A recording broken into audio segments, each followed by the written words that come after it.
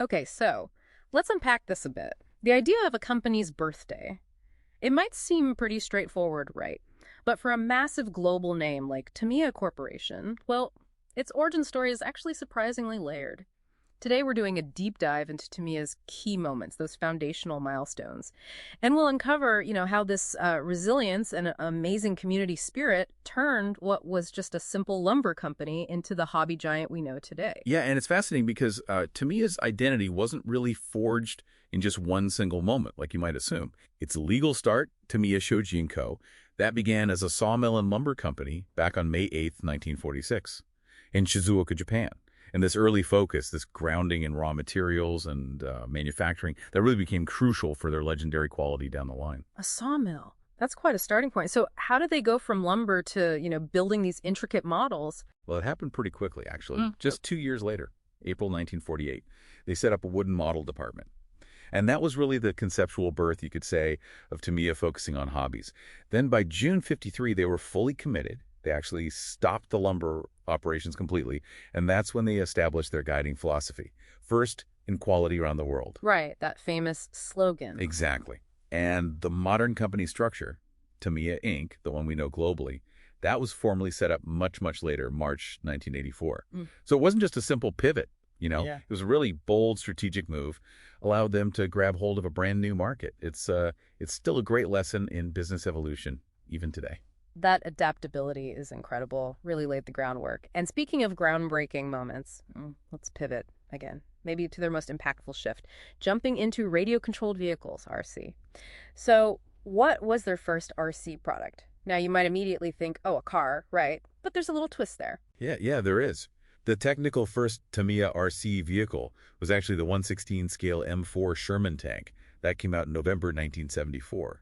Developed by the legendary designer Dr. Taki. Ah, Dr. Taki, right. Yeah, his engineering often just pushed the boundaries. It was an amazing bit of engineering for its time, really sophisticated steering. But it was aimed, at quite a niche group, the military hobbyists. It showed off their technical skill for sure. Okay. So technically first, but maybe not the one that blew things wide open. Exactly. The product that truly, as they say, triggered the RC car boom and just captured everyone's imagination. That was the 112 scale Porsche 934 Turbo RSR, launched just 2 years after the tank, November 1976. Ah, the Porsche. That was Tamiya's first RC car. And it was stunningly realistic, officially licensed body, that iconic green Valent livery. It basically created a whole new genre of realistic on-road RC racing.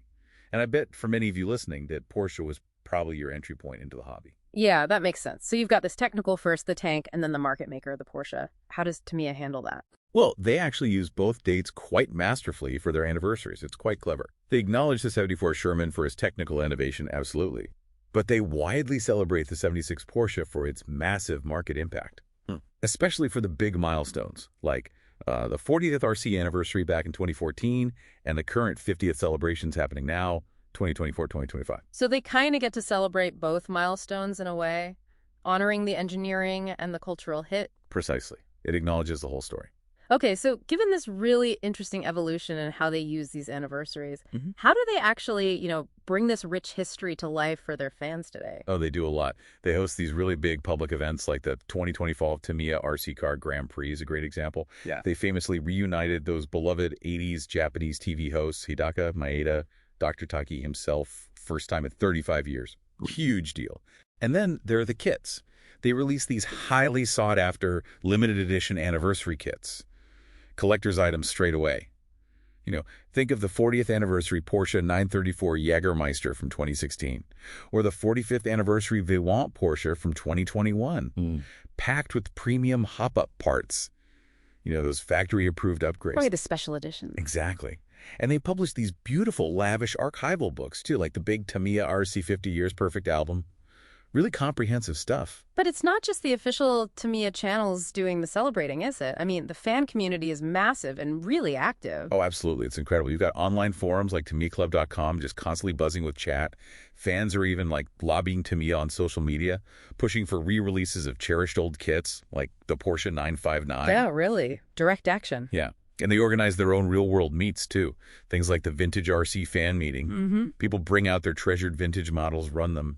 They even hold concours d'élégance contests, judging the restorations. What a classic car show, but for RC. Pretty much. And all this passion fuels a really strong secondary market. Those limited anniversary kits, Yeah. once they sell out, they become rare, valuable, like little time capsules for collectors. And this is where it gets really interesting for you, the listener. It's like, it's a truly symbiotic relationship, isn't it? Tamiya puts out the models, the history, the narrative. Right. But it's the global fan community that gives it that cultural validation, that emotional weight. They even end up influencing what Tamiya makes next. It's an amazing feedback loop. They're not just buying things. They're genuinely co-creating the brand's legacy. It's quite something. So wrapping up, we've seen how Tamiya's birthdays aren't just one day, how their RC story has that cool tank then Porsche twist, and how their anniversaries are this powerful mix of smart corporate strategy and real grassroots fan passion.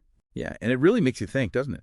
How many other brands can you name where the customers, the fans themselves, are so deeply involved, actually co-creating the brand's legacy, directly shaping future products? It's a pretty unique example of corporate curation meeting consumer canonization.